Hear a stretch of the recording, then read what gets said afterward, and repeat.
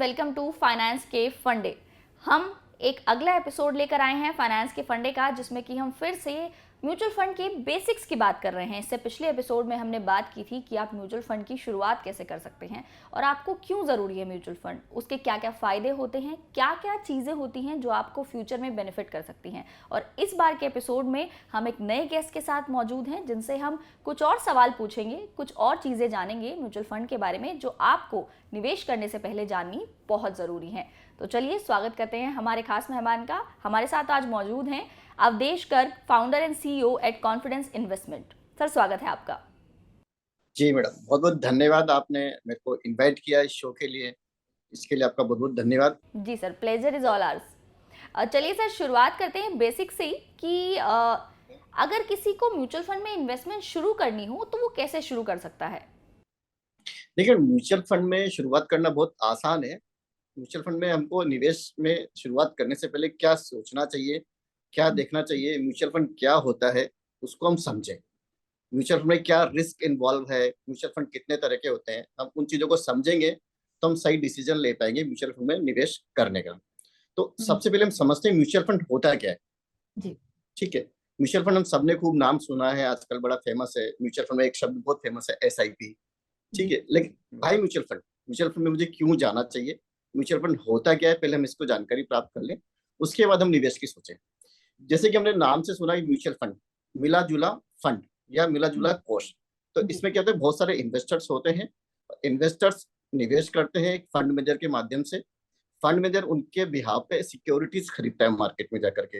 हो सकता है वो स्टॉक खरीदे, बॉन्ड्स खरीदे, कई तरह की फाइनेंशियल सिक्योरिटीज होती है, उनमें वो निवेश करते हैं। इस तरह से म्यूचुअल फंड का एक फ्रेम होता है, इसमें बड़ी ट्रांसपेरेंसी होती है। अगला सवाल यही रहेगा कि जैसे आपने इसमें बताया कि हम इसमें ट्रांसपेरेंसी होती है और दो लोग जब किसी चीज़ के लिए एग्री कर जाते हैं तभी उसे म्यूचुअल कहा जाता है और उसी हिसाब से हम म्यूचुअल फंड को भी देखते हैं, क्योंकि दो लोगों को एग्री करना इसके लिए बहुत ज़रूरी है।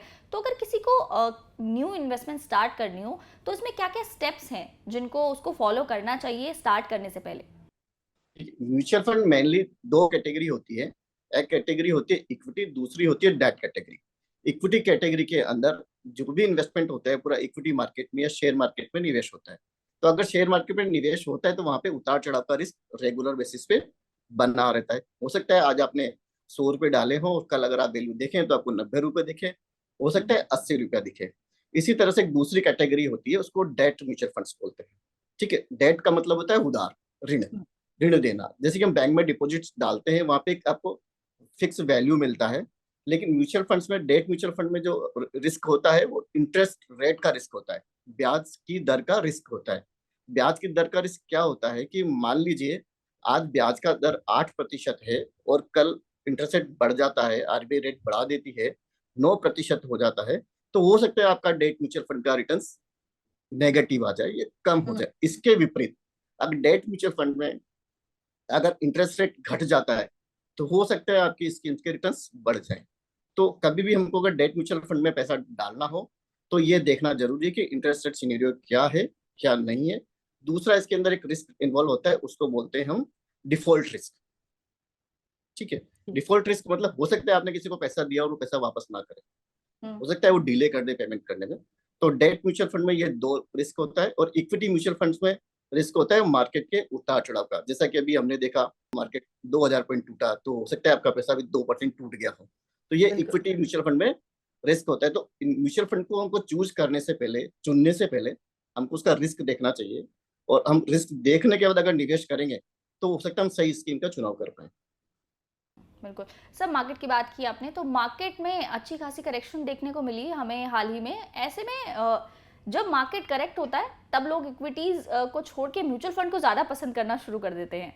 तो ऐसे में उनको क्या एकदम से अपनी शुरुआत, जो अपनी इन्वेस्टमेंट है वो शिफ्ट कर देनी चाहिए, या फिर उनको वेट करना चाहिए कि आप थोड़ा सब्र रखिए एटलीस्ट, ताकि आप यहाँ से और आपने जिस गोल के लिए वहाँ पर निवेश किया था वहाँ पे रुके रहें?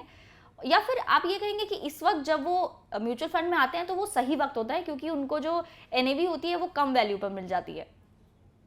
ठीक है मैडम, आपका क्वेश्चन बहुत बढ़िया क्वेश्चन है, लेकिन इसमें हम एक चीज बात करें। इक्विटी यानी डायरेक्ट स्टॉक और इक्विटी म्यूचुअल फंड्स लगभग एक जैसा ही चीज है। अगर बाजार गिरेगा तो मेरा स्टॉक का प्राइस भी गिरेगा और इक्विटी म्यूचुअल फंड का एनएवी भी गिरेगा। लेकिन जो इक्विटी म्यूचुअल फंड से वहां पे रिटेल निवेशक के लिए एक अच्छा फंड मैनेजर मिलता है, अच्छा एनालिसिस मिल जाता है। अगर मैं डायरेक्ट इक्विटी या डायरेक्ट शेयर में पैसा लगाता हूँ तो हो सकता है मेरे को जानकारी नहीं हो सकता है मेरे किसी मित्र ने बोला हो, शर्मा जी ने बोला हो, या मैं टीवी में देख करके, मीडिया में देख करके वो स्टॉक खरीद लिया कि मेरा एक का 2 हो जाएगा, 4 हो जाएगा। अधिकतर जो निवेशक मार्केट में आते हैं ना, ये सोच के आते हैं कि मैं 100 रुपए लगाऊंगा, 150 हो जाएगा, 200 हो जाएगा और मैं पैसे बना के बाहर निकल जाऊंगा, जबकि ऐसा नहीं होता है। अधिकतर केसेस में हमने देखा है ऐसा नहीं होता है। तो इक्विटी म्यूचुअल फंड इसका एक सोल्यूशन है। स्टॉक डायरेक्ट स्टॉक मार्केट का एक सोल्यूशन है वो इक्विटी म्यूचुअल फंड से। वहां पे फंड मैनेजर होता है, उनके पास बड़ा एक्सपर्टीज होती है, एनालिसिस होता है, बड़ी टीम होती है। वो लोग एनालिसिस करने के बाद सिक्योरिटी खरीदते हैं। तो एक तो ये हो गया प्रोफेशनल मैनेजमेंट, ठीक है, उसका कॉस्ट भी बहुत कम होता है। तो इस तरह से इक्विटी म्यूचुअल फंड्स अगर हम लेते हैं, और आपने जो मार्केट की बात करी, तो आजकल सभी निवेशक जो इक्विटी म्यूचुअल फंड में पैसा डाल रहे हैं उनको ये पता चल गया है कि भाई मार्केट नीचे जाता है तो वापस ऊपर भी आता है। जी। तो उस टाइम पे हमको ज्यादा पैसा लगाना चाहिए अगर मेरे पास है। अगर मैं ज्यादा निवेश करूंगा तो हो सकता है आने वाले टाइम में मेरे को ज्यादा मुनाफा मिले, या अपने गोल को, या जो मैंने अपना टारगेट बनाया है कि मुझे मेरे बच्चे की शादी के लिए पैसा चाहिए, या मेरे को मेरे रिटायरमेंट के लिए पैसा चाहिए, कितना मेरे को पैसा चाहिए, तो उसको प्राप्त करने में मेरे को आसानी होगी या मैं जल्दी प्राप्त कर पाऊंगा। ठीक है सर। और सर, अगर किसी को एक सही म्यूचुअल फंड का कैसे पता चलेगा अपने फाइनेंशियल गोल्स के अकॉर्डिंग, अगर उसको कोई म्यूचुअल फंड खरीदना हो तो वो उसको कैसे एनालाइज कर सकता है? हाँ मैडम, ये बहुत जरूरी है हर निवेशक के लिए कि मेरे को कौन सा म्यूचुअल फंड लेना चाहिए, कौन सा नहीं लेना चाहिए। जैसे कि हमने बात करी आपसे, 2 कैटेगरी की बात करी, इक्विटी एंड डेट। ठीक है, डेट म्यूचुअल फंड्स के अंदर जो रिटर्न्स होते हैं वो एफडी के अगेंस्ट 1-2% ऊपर नीचे रिटर्न्स आता है। ठीक है, अब मुझे निवेश करना है लॉन्ग टर्म के लिए, मुझे इन्फ्लेशन को बीट करना है। ठीक है, इन्फ्लेशन जानते हैं आप कि जी। रोज महंगाई दर जो बढ़ रही है, उस महंगाई दर के हिसाब से क्या मेरा पैसा ग्रो हो रहा है कि नहीं हो रहा है। मान लीजिए आज के 20 साल बाद मुझे मेरे बेटे को डॉक्टर बनाना है। ठीक है, तो उसका मेरे को आज फीस देखना पड़ेगा कि मैं अगर डॉक्टरी कराता हूँ उसका मेरा अमाउंट कितना बनता है। मान लीजिए आज वो लागत आती है 1 करोड़ रुपया, तो 20 साल बाद कितनी आएगी?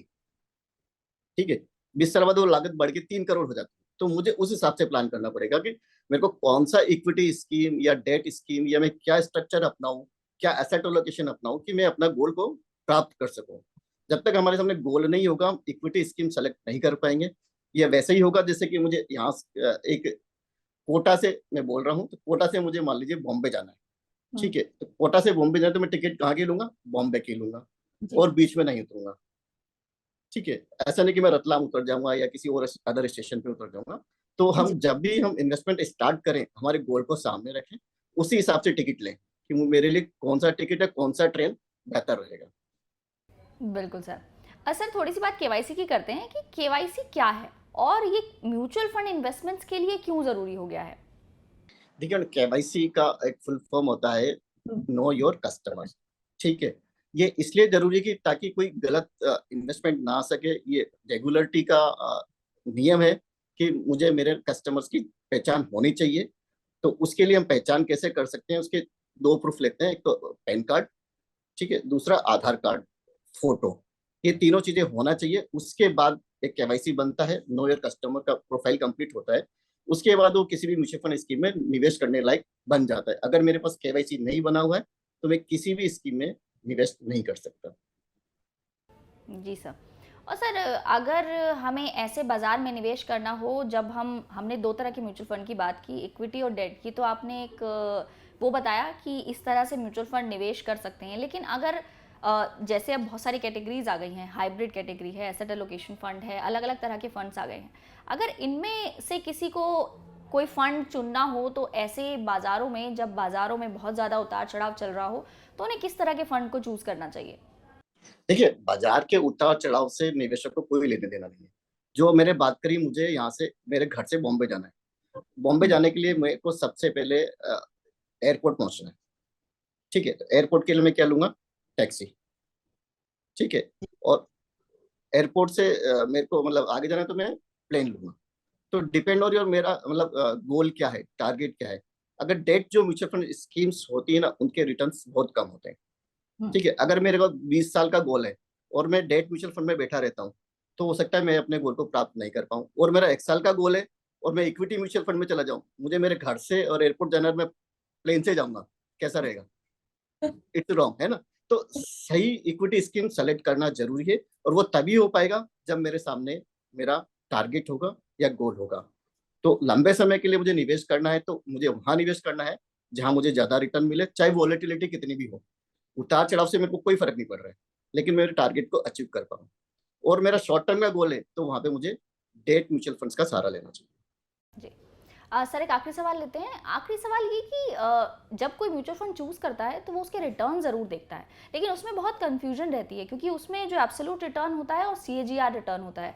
एक आम निवेशक इस बात को नहीं समझ पाता कि इन दोनों में क्या अंतर है। तो अगर आप ही हमारे दर्शकों को समझा पाएँ तो? ये बहुत ही अच्छा सवाल है, क्योंकि अधिकतर निवेशक यही कंफ्यूज हो रहे हैं। आज की तारीख में जो भी नया निवेशक आया है वो ऐप पे केवल रिटर्न देख के बड़ा खुश होता है कि मेरे को 100% रिटर्न मिल रहा है, मेरे को 200% रिटर्न मिल रहा है, उसे एक्चुअल पता नहीं कि मुझे रिटर्न कितना मिल रहा है। ठीक है, इसका सिंपल फॉर्मूला है रूल नंबर 72। ठीक है, रूल नंबर 72 में क्या होता है कि मेरे को जो भी रिटर्न मिल रहा है मैं उससे डिवाइड कर देता हूँ, मेरे को पता लग जाएगा कि मेरा पैसा कितने साल में डबल होगा। ठीक है, अगर मेरे को 12% का रिटर्न मिलता है तो 72 डिवाइड में 12 करूंगा तो मेरा पैसा 6 साल में डबल हो जाएगा। और अगर मैं इसको एनुअलाइज रिटर्न का, सॉरी, आपका जो पहला अक्षर एब्सोल्यूट एब्सोल्यूट। रिटर्न, एब्सोल्यूट जी। रिटर्न या टोटल रिटर्न, तो टोटल रिटर्न मेरा 6 साल में 2 गुना हो तो कितना हो गया? 100%। 6 साल में 2 गुना 100% एब्सोल्यूट रिटर्न कहलाएगा, लेकिन इसका जो सीएजीआर निकल के आएगा वो 12% आएगा। तो हमें 100% में ध्यान न दे करके ये ध्यान रखना है कि मेरे को सीएजीआर कितना आ रहा है, 12 आ रहा है या 15 आ रहा है। तो जितना ज्यादा सीएजीआर ज्यादा होगा उतना मेरा पैसा जल्दी डबल होगा या मैं अपने गोल को प्राप्त कर पाऊंगा। जी सर, बिल्कुल।